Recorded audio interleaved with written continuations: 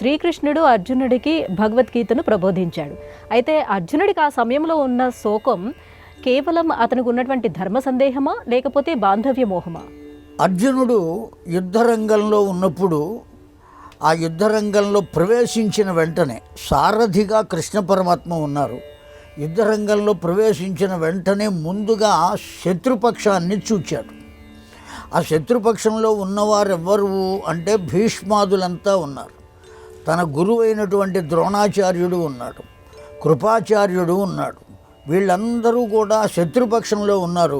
కురురాజు యొక్క పక్షంలో దుర్యోధనాదులు 100 మంది సోదరులతో ఉన్నాడు. అతడి యొక్క అనుయాయులైనటువంటి రాజులు ఉన్నారు. వీళ్ళందరూ కూడా అతని కంటికి ఆ క్షణంలో వీరందరూ నా బంధువులు కదా, ఆ బంధుగణం మీద యుద్ధం చేసి వారిని నేనే సంహరించి నేను పొందేటువంటిది ఏమున్నది? దేని కొరకు యుద్ధం చేస్తున్నాము? ఇప్పుడు దేని కొరకు యుద్ధానికి వచ్చాము అంటే రాజ్యం కొరకు వచ్చాము.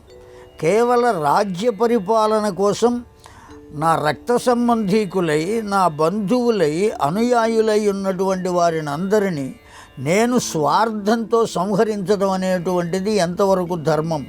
నా బంధువులందరినీ నేను సంహరించుకుంటానా అనేటువంటి బాంధవ్య వ్యామోహం చేతనే యుద్ధానికి విముఖుడై ధనుర్బాణములను ఆవల ఉంచాడు.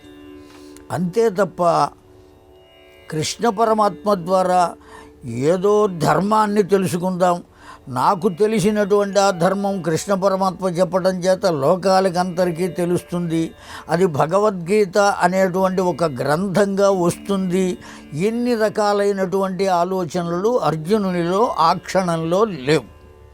కనుక అది బాంధవ్య వ్యామోహమే తప్ప ధర్మ జిజ్ఞాసతో అడిగినది మాత్రం కాదు. కనుకనే మొట్టమొదటి అధ్యాయానికి వ్యాస భగవానులు ఏమన్నారు అంటే అర్జున విషాద యోగము. అది విషాదం, దుఃఖం కలిగింది. ధర్మం తెలుసుకోవాలి అని అడిగేటువంటి దాన్ని జిజ్ఞాస అంటారు, విషాదము అనరు. విషాదం దేనివల్ల కలుగుతుంది? బాంధవ్య వ్యామోహం చేత, మమకారం చేత కలుగుతుంది. కనుక మమకారం చేతనే చెప్పాడు, మమకారం చేతనే అడిగాడు, అంతే తప్ప ధర్మం కొరకు మాత్రం కాదు. ఆ తరువాత అది లోకానికి ధర్మాన్ని తెలియజేసింది, ఏ విధంగా బ్రతకాలో తెలియజేసింది. కనుక ఆ భగవద్గీత అనబడేటువంటిది భగవంతుడు చెప్పాడు కనుక దాన్ని భగవద్గీత అన్నాం. కనుక భగవంతుని నోటి నుంచే వచ్చింది. ఏ కవులో, ఏ తపస్సులో, ఏ ఋషులో, మునులో చెప్పినటువంటి విషయం కాదు. అలా కనుక చెప్పబడినట్లయితే ఆ మునుల యొక్క స్వాభిప్రాయం చెప్పినట్టు అవుతుంది, లేదా ఋషుల యొక్క స్వాభిప్రాయం చెప్పినట్లుగా అవుతుంది. కానీ ఇక్కడ సాక్షాత్తు చెప్పిన వారు ఎవరయ్యా అంటే భగవంతుడే చెప్పాడు. ఆ భగవంతుడు చెప్పటం దేని కొరకు చెప్పాడు అంటే ఆ అర్జునుణ్ణి కార్యోన్ముఖుణ్ణి చేయటం కోసం చెప్పాడు. అందువల్లనే వీళ్ళని అందరినీ నీవు మొట్టమొదటి మాట కృష్ణ పరమాత్మ చెప్పింది అది, వీళ్ళని అందరినీ నీవు సంహరిస్తున్నావు అని అనుకుంటున్నావయ్యా, ముందు ఆ భ్రమను వదిలిపెట్టు. వాళ్ళందరినీ నీవు సంహరించట్లా, ఏనాడో నేను సంహరించాను, దాన్ని నీవు ఏం చేస్తున్నావు? అమలు పరుస్తున్నావు. ట్యాబ్లెట్ మీద ఆ ట్యాబ్లెట్ స్ట్రిప్ ఉంటుంది, దాని వెనుక ఎప్పుడు తయారు చేశారు, ఎప్పుడు ఎక్స్పైరీ అనేటువంటి డేట్ ఉంటుంది. అలాగే భగవంతుడు కూడా ఈ జీవుడికి వాడు ఎప్పుడు అవతరించాలి, ఎప్పుడు ఈ భూమి నుండి వెళ్ళిపోవాలి, ఈ రెండు కూడా నిర్ణయించాడు.